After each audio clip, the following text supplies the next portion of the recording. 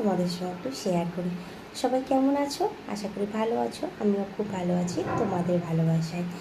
তো কোনোদিনও সেরকমভাবে খেয়ালই করিনি, সত্যি খেয়াল করা হয়নি। আমি কেন, আমার মতো আরও অনেকেই আছো সেরকমভাবে খেয়ালই করেনি কেউ। দেখো কি অদ্ভুতভাবে ধর্ম দুটো আলাদা, কিন্তু দেখো নিচে যে লেখাটা দিয়েছি না, এই লেখাটার কথাই বলছি। ধর্ম দুটো আলাদা, কিন্তু লেখা দুটোর মধ্যে কতটা মিল। ধর্ম আলাদা হলেও ঈশ্বর আল্লাহ কিন্তু সবার জন্য এক, সবাই কিন্তু। তো সেরকম যেমন কর্ম করবে তেমন ফল পাবে। সেহেতু একটা লেখা দেখো সংস্কৃতে লেখা আছে আর একটা লেখা আরবিতে। তো লেখা দুটোর মধ্যে কতটা মিল শুধু সেটা একটু চোখ মিলিয়ে দেখো, দেখলেই বুঝতে পারবে। কোনোটা উপরে, কোনোটা নিচে, কোনোটা সামনে, কোনোটা পিছনে, কোনোটা আগে, কোনোটা পরে, এইভাবেই কিন্তু লেখাটা হয়ে আছে। কিন্তু লেখাটার মধ্যে কিন্তু মিল কতটা, চিহ্নগুলো কিন্তু একইভাবে, কিন্তু এদিক ওদিক হয়ে আছে শুধু।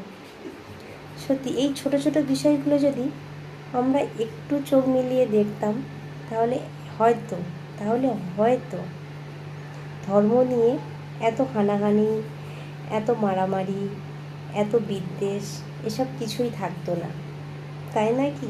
সবার উপরে মানুষ সত্য, তাহার উপরে নাই, কথাটা আমরা ভুলেই গেছি। সত্যি বইয়ের লেখাগুলো আমরা সব ভুলতেই বসেছি, তাই না? পড়ে এসেছি, কিন্তু আমরা কজন মানি বলো তো? কেউ মানি না। আমরা কিন্তু সেই ধর্ম নিয়েই হানাহানি করি, তাই তো? ধর্ম নিয়ে আমরা এত হানাহানি করি, কিন্তু হসপিটালে যাও, সেখানে কিন্তু ধর্ম নিয়ে হানাহানি হয় না। ডাক্তাররা কিন্তু ধর্ম নিয়ে তখন টানাটানি করে না। একটা মুসলিম ডাক্তার একটা হিন্দু পেশেন্টকে কিন্তু চিকিৎসা করে, একটা হিন্দু ডক্টর মুসলিম পেশেন্টে কিন্তু চিকিৎসা করে। তারা কিন্তু তখন ধর্ম নিয়ে বিচার করতে বসে না, তাই নয় কি?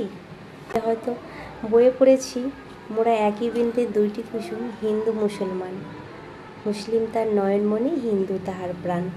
তবু কিন্তু আমরা ধর্ম নিয়ে হানাহানি আর বিদ্বেষ করতে ছাড়ি না, তাই না?